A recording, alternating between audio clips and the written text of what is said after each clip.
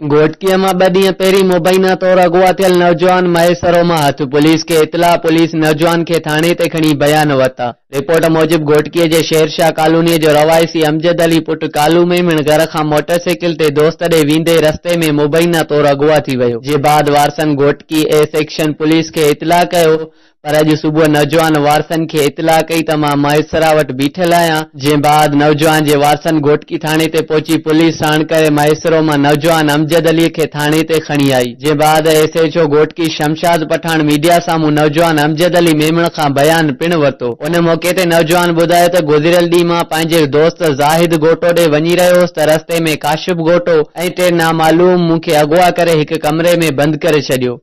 हू धमकाईंदा रहिया त तुंहिंजे वालिद ॾे असांजा चेक रहियल आहिनि, उहे वापसि कर त पोइ तोखे आज़ाद कंदासीं। हिन चयो त पुलिस खे इतला मिलण खां पोइ हिननि मूंखे आज़ाद कयो। जे बाद मां पैदल महेसरो पहुतुसि। वारसनि खे इतला ॾिनो। उन मौके ते एसएचओ घोटकीअ जो चवणु हो त नौजवान खां मुकमल जांच करण खां पोइ वधीक कार्रवाई कबी। जे बाद नौजवाननि जे वारस एसएचओ घोटकीअ खे गुलनि जा हार पाराईंदे चयो त असांजो नौजवान पुलिस जे प्रेशर सबबि आज़ाद थियो, जंहिं करे घोटकी पुलिस जा थोराइता आहियूं।